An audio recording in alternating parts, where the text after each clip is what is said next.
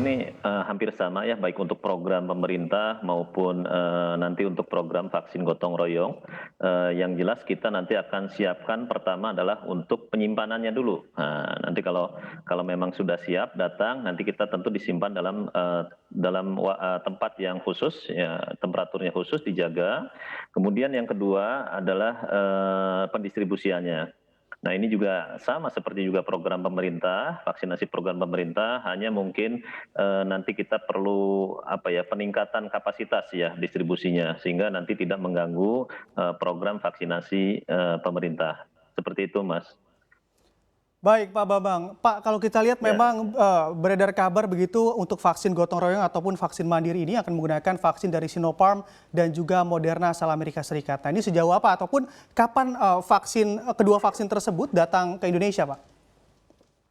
Iya, ini kan memang sebetulnya di peraturan Menteri Kesehatan nomor 10 2021 yang jelas dinyatakan vaksin untuk vaksinasi gotong royong ini tidak boleh sama dengan vaksin program ya. Nah, yang vaksin program sudah dinyatakan saat ini sementara menggunakan Sinovac, kemudian nanti akan ada AstraZeneca, Novavax dan Pfizer. Nah, tentu kita untuk vaksin gotong royong ini harus di luar itu.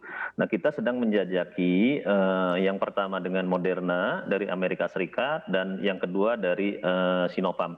Tentu ini perlu waktu ya, Mas, karena kan kita harus negosiasi, kita juga harus lihat dulu berapa kebutuhan real dari vaksin gotong royong ini, apakah 5 juta atau 10 juta, sehingga nanti harus sinkron dengan kesiapan dan ketersediaan dari masing-masing manufaktur baik dari Moderna maupun Sinopharm. Jadi kita harus hati-hati, jangan sampai nanti kita malah berlebih dalam menyiapkan kebutuhannya. Jadi itu kita masih terus melakukan pembahasan dan negosiasi dengan Moderna maupun dengan Sinopharm.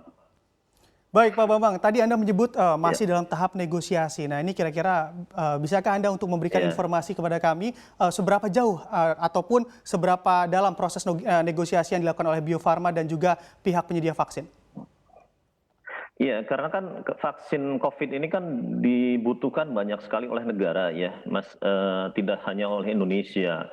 Walaupun mereka nanti siap untuk menyediakan, tentu juga akan ada kesepakatan pertama adalah tentang waktu. Di luar tadi jumlah ya, jumlah sudah oke, tapi kan waktu mereka juga harus menyiapkan. Karena ini kita berebut nih dengan negara-negara lain, jadi kita harus terus secara intensif sehingga kita bisa mendapatkan kuota yang optimal atau maksimum ya, sehingga untuk vaksin gotong royong ini memang ini perlu waktu, Mas. Jadi perlu dan hati-hati ya, perlu. Jadi jangan sampai nanti partner kita malah menolak gitu loh. Nah, ini yang perlu kita jaga gitu. Ya, tadi Anda juga sebutkan terkait Ya. jumlah begitu ataupun tersedianya Ya. vaksin berapa banyak dari kedua penyedia vaksin tersebut dan apakah memang memungkinkan apabila nanti sejalannya waktu akan ada penyedia vaksin lain dalam vaksin mandiri ini? Iya, memungkinkan, Mas. Sekarang kita pertama tentu akan melihat total kebutuhan dari vaksin gotong royong ini, sebetulnya berapa sih jumlah yang diperlukan ya. Kemudian nanti kita melihat juga kesiapan dari masing-masing manufaktur tadi, baik Moderna maupun Sinopharm. Ya, asumsi lah misalkan kebutuhan 10 juta ya, dari Moderna ternyata hanya bisa 2 juta, kemudian dari Sinopharm hanya 3 juta, tentu akan masih ada kekurangan ya. Untuk itu kita juga tentu menyiapkan alternatif penyedia yang lain, itu bisa juga dari Sputnik kah, atau bisa dari CanSino kah gitu. Yang jelas itu vaksin berbeda dengan yang digunakan dalam program. Jangan lupa untuk install aplikasi CNBC Indonesia dan bisa di-download di Play Store dan juga App Store untuk mengikuti perkembangan berita informasi terkait ekonomi dan juga bisnis.